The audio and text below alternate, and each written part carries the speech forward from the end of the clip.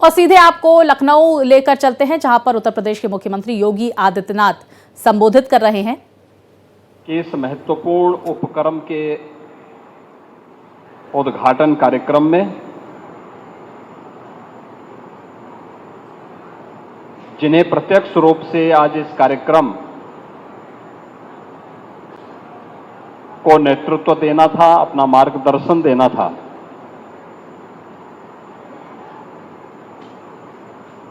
लेकिन देश के अंदर की वर्तमान परिस्थितियों के कारण हो सकता है कुछ देर में आदरणीय रक्षा मंत्री जी वर्चुअल मोड पर यहां जुड़े, उनका मार्गदर्शन मिले। ऐसे लखनऊ के लोकप्रिय सांसद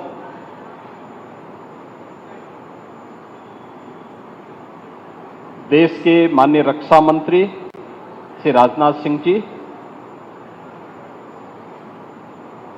उत्तर प्रदेश सरकार में मंत्रिमंडल के मेरे सहयोगी उप मुख्यमंत्री द्वय श्री केशव प्रसाद मौर्य जी, श्री ब्रजेश पाठक जी, औद्योगिक विकास के मंत्री श्री नंदगोपाल गुप्ता नंदी जी, माननीय सांसद श्री ब्रजलाल जी, माननीय सांसद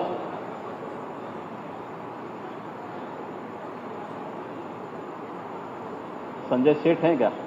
नहीं है।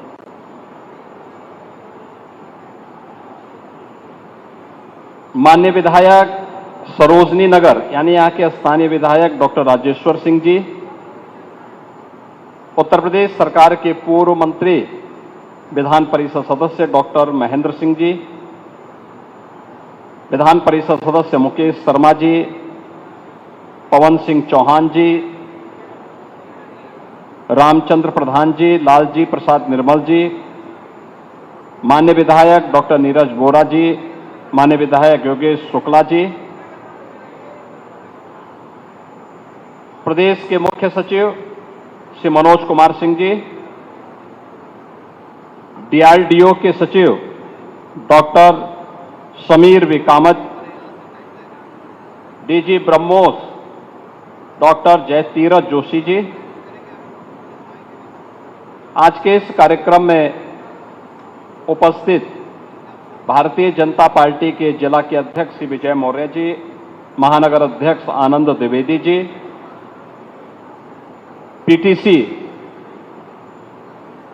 के अध्यक्ष और प्रबंध निदेशक श्री सचिन अग्रवाल जी,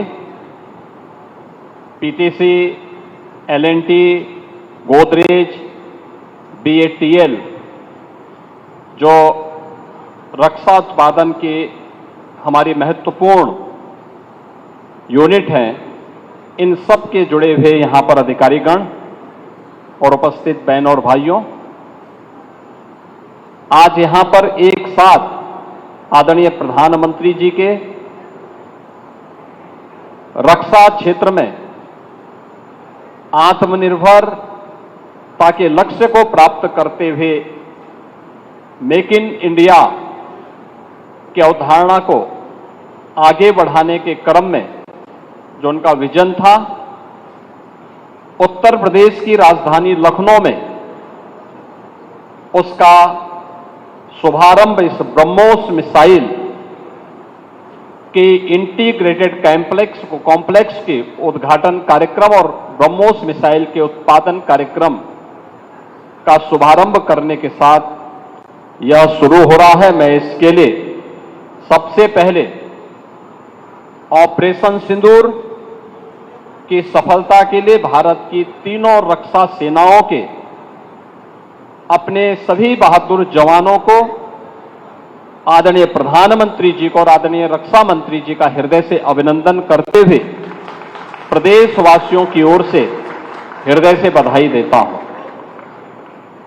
मैं आभारी हूं आदरणीय प्रधानमंत्री जी का और आदरणीय रक्षा मंत्री जी का कि उन्होंने उत्तर प्रदेश को डिफेंस मैन्युफैक्चरिंग के एक महत्वपूर्ण केंद्र के रूप में विकसित करने के लक्ष्य को आगे बढ़ाने का कार्य प्रारंभ किया। 2018 में जब उत्तर प्रदेश ने अपना पहला इन्वेस्टर समिट प्रदेश की राजधानी लखनऊ में आयोजित किया था, तब केंद्रीय बजट में 2 डिफेंस कॉरिडोर की घोषणा हुई थी। लेकिन ये कहां बनेंगी, इसकी घोषणा प्रधानमंत्री जी ने इसी लखनऊ में की थी कि एक defence manufacturing corridor Uttar Pradesh के लिए हम दे रहे हैं। और उत्तर प्रदेश में इसके लिए 6 नोड तय किए गए। राजधानी लखनऊ में, कानपुर में, आगरा, अलीगढ़, झांसी और चित्रकूट में।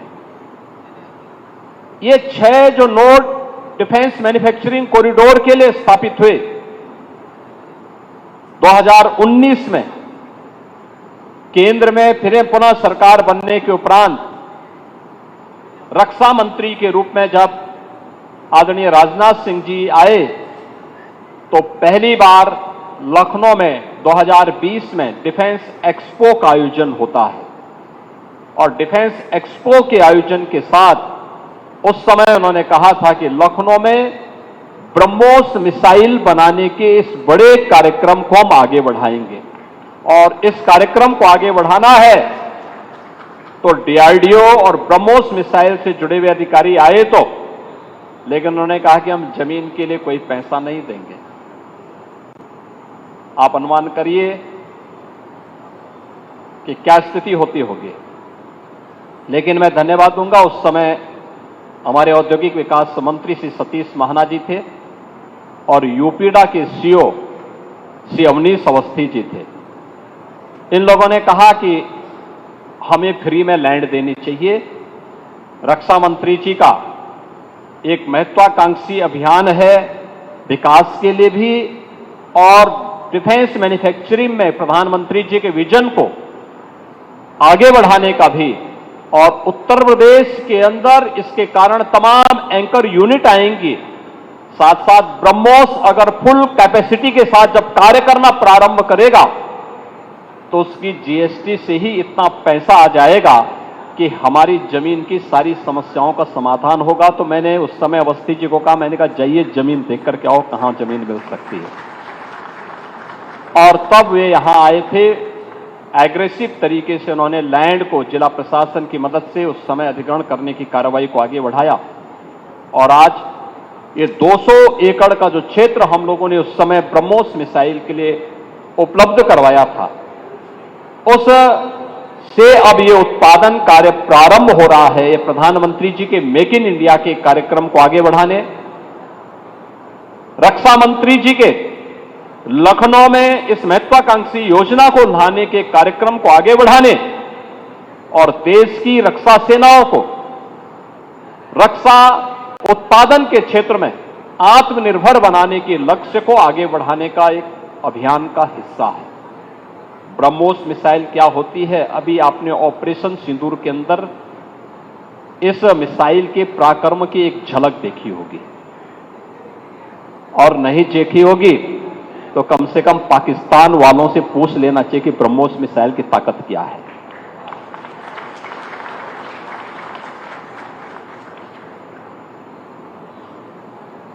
आतंकवाद के प्रति प्रधानमंत्री जी ने अब घोषणा की है कि कोई भी आतंकी घटना अब युद्ध जैसा होगा। और याद करना, आतंकवाद को जब तक हम पूरी तरह कुचलेंगे नहीं, तब तक समस्या का समाधान होगा भी नहीं। अब समय आ गया है जब इसको कुचलने के लिए हम सबको एक स्वर से प्रधानमंत्री मोदी जी के नेतृत्व में पूरे भारत को, पूरे उत्तर प्रदेश को मिलकर के इस अभियान के साथ जुटना होगा। आतंकवाद कुत्ते की पूंछ है जो कभी सीधी होने वाली नहीं, जो प्यार की भाषा मानने वाली नहीं है। उसको उसकी भाषा में जवाब देने के लिए तैयार होगा। और इस दिशा में भारत ने ऑपरेशन सिंदूर के माध्यम से दुनिया को एक संदेश दे दिया है। उत्तर प्रदेश के अंदर जो 6 के 6 नोड डिफेंस मैन्युफैक्चरिंग कॉरिडोर के हमारे विकसित हो रहे हैं, इन 6 के 6 नोड पर हमारा कार्य तेजी के साथ आगे बढ़ रहा है। इससे पहले हम लोगों ने कानपुर में वहां पर रक्षा सेनाओं के लिए जो गोला बारूद बनता है उसके उत्पादन के एक केंद्र का वहां पे शुभारंभ किया था। बहुत बड़ा केंद्र बना है, आप जाएंगे अत्याधुनिक केंद्र है। अब वे अपने एक्सपेंशन के लिए भी उन्होंने और लैंड मांगनी प्रारंभ की।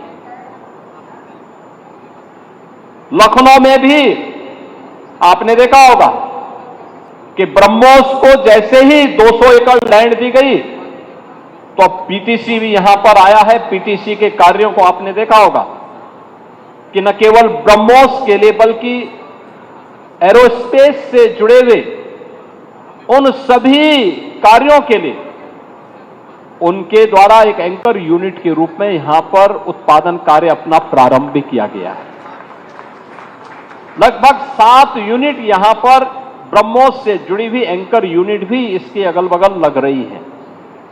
ये चीजें दिखाती है कि जो कभी 2013-14 में भारत के अंदर भारत का जो निर्यात था रक्षा उत्पादन के क्षेत्र में, आज हम उससे कई गुना ज्यादा यानी कई 100 गुना ज्यादा रक्षा उत्पादन निर्यात भी कर रहे हैं और आत्मनिर्भरता के साथ साथ दुनिया के तमाम अपने मित्र देशों को इसको निर्यात करके उनकी सुरक्षा की आवश्यकताओं की पूर्ति करने का काम भी कर रहे हैं। किसी भी स्वावलंबी देश के लिए आवश्यक होता है कि अपनी रक्षा आपूर्ति के लिए वह दुनिया के अन्य देशों पर निर्भर होने की बजाय स्वयं उस लक्ष्य को प्राप्त करें। आज पूरी दुनिया के अंदर आप देख रहे होंगे युद्ध अलग अलग क्षेत्रों में हो रहे हैं, अलग अलग क्षेत्रों में हो रहे हैं। उन क्षेत्रों में अगर आप देखेंगे कि अगर जिन देशों के पास अपनी स्वयं की रक्षा उत्पादन की क्षमता नहीं है, वे देश इस प्रवर्तमान अभियान के एक अलग थलग पड़े हुए दिखाई देते हैं।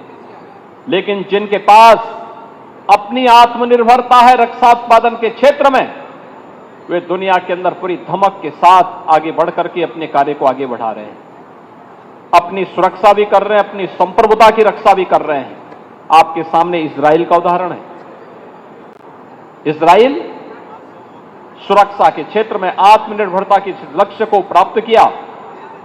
उसने अपने अगल बगल के दुश्मन देशों को नाके चनो चबाने के लिए मजबूर भी किया।